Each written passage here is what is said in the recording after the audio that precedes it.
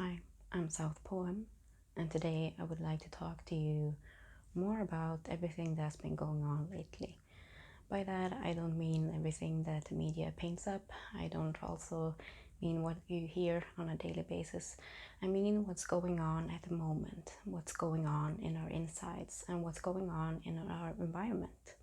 What we're truly doing at this moment is awakening. What we're truly doing at this moment is being our true selves, our true authentic selves. Something that I keep trying to tell myself on a daily basis, that this is me, this is me, this is me, this is me. But it's hard because we have so many layers. We have many layers, and we also have these preconditioned things that from basically when we're born, and our parents, they taught us to be a certain way. They told us that we needed to act a certain way, we needed to think a certain way. And when we were old enough to do that on our own, it was still very deep buried inside of us. And that was something that took me a few years to understand, because I always felt separation between me and my parents. I never felt like any of my parents. I never felt any type of connection. I felt love for them, I felt respect for them, but I never felt, oh, I'm like my mom or I'm like my dad. And actually, when you think about it, most kids, when they're born, they always go, oh, which one is this child more like, the father or the mother? So we always have this idea deep inside, because it's just ideas, that we need to be a certain way in order to feel more comfortable.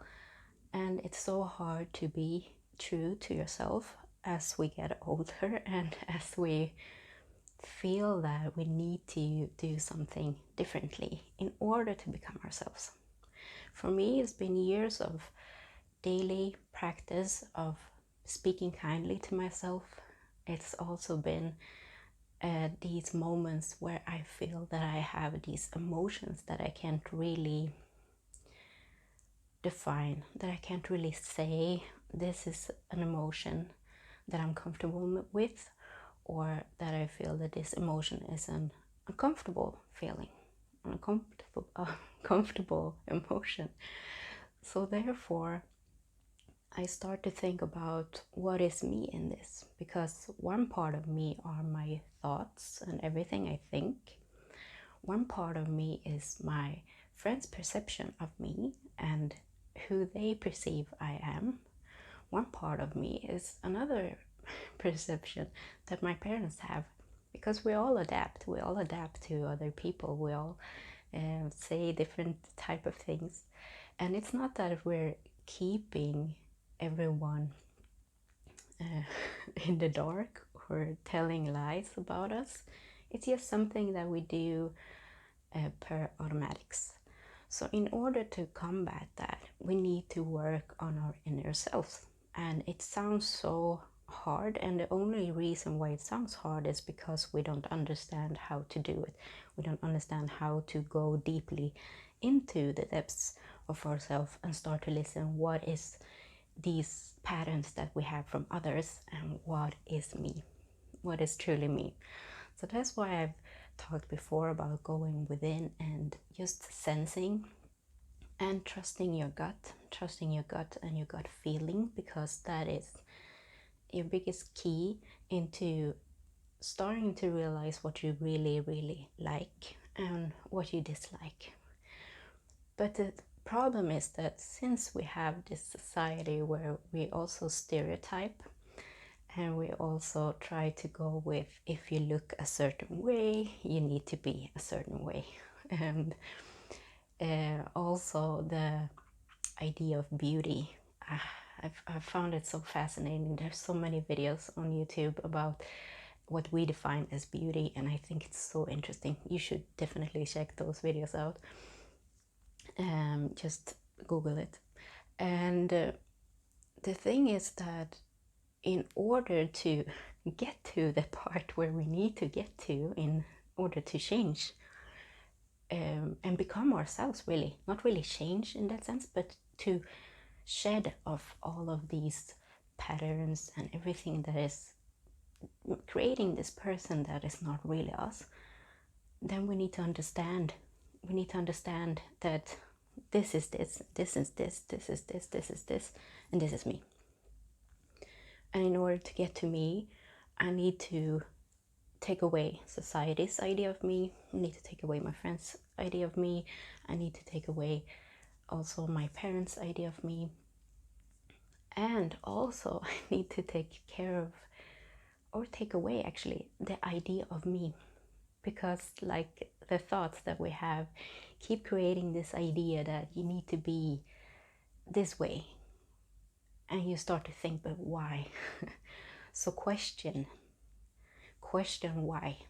Question why you think that I need to dress a certain way because I'm going out. Question where that idea comes from. Is it a thought that you have? Is it society's influence? Is it your parents' influence? What part of it is that and what part of it is you? And that is a good way to question, because we're really good at analyzing. We like analyzing other people. We like analyzing situations. We like analyzing programs and TV programs and movies and everything. But we don't really analyze the questions we ask ourselves, and we don't really try to analyze everything that is us. So I'm talking about breaking it down. Again, I know a lot of you are just going, whoa. And I get that. The thing is that it doesn't have to be that hard. Because when you hit that feeling, that knowing that, oh no, this is not me. This is something that my mom told me when I was 5, let's say, because I don't really remember if I was 5. And then you go, but is this something that I truly feel? You see? So you start that way. And then eventually you get good at it, like anything else, like meditation, like any type of new routine you want to implement in your life. So that's what I've been doing lately. And by lately, I mean the last few years. So it's not something new. And I'm also the type of person who likes being in the feeling, which I'm pretty sure most people don't like. But I like to feel sad when I need to feel sad. I like that I feel sad because society believes I need to be a certain way, or let's say the opposite sex needs me to be a certain way, or that my friends think that I need to be a certain way. And everything is because they have this idea of themselves, and it's their patterns and their conditionings and their stuff that they have with them. So it's so hard in a way, because there's so many in this net. If you think of a spider web, there's so many different directions that this could go. So try not to get lost in it, and try not to analyze the person for saying something to you that then you somehow think that you need to be. Because you always need to be yourself. You always need to be true to yourself. You always need to be you. The hard part is being you in a society that tells you be like me. And it's hard when you're in a society that tells you be this way. I want you to be in this box and this box only. And when you try to break free from that box, then you will be hated on or criticized. And I don't know why we live in a society where we criticize so harshly. I don't get it, because it's not really constructive. It's not really giving you, oh, maybe you should try this instead. I think this would be really cool. Instead, it's, I really dislike you because you're you. So it's not really any type of subject. Why? So what I've been working with lately is mostly to stand up for myself when I need to. And that is a hard one. I tell you, I thought I had it already. I was so sure that I was true to myself and standing up to myself and standing up to myself for my parents, and standing up to myself when it comes to work, and standing up for myself when it comes to the way I want to dress or the way I want to live or the way I want to breathe. But not really. It's so deep inside me. It's so hard to realize that I'm not really done with this journey, and I'm not really sad about it. It's just that I feel, oh man, I have stuff to do still, but it's more fun because it's something I need to work on, and it's something I need to be better at for me. Also, something else that I've been lately working on is also taking the time that I need for me. And currently, I know most people are taking time either if they want it or they don't want it. But that is the thing, like, this is a good exercise for you to do when you can. And I'm not telling you need to do it all the time, because that would drain you. I'm sure it would. It's just starting with, why am I picking this outfit? Or I actually used to have this past fall, I used to have these items in my closet, these clothing items that I didn't want to wear on a daily basis. I was saving them for later. I was saving them for going out. I was saving them for maybe a party or a wedding or anything like that. And I was thinking that it's kind of silly, because I have these clothes in my closet for a reason. I like them.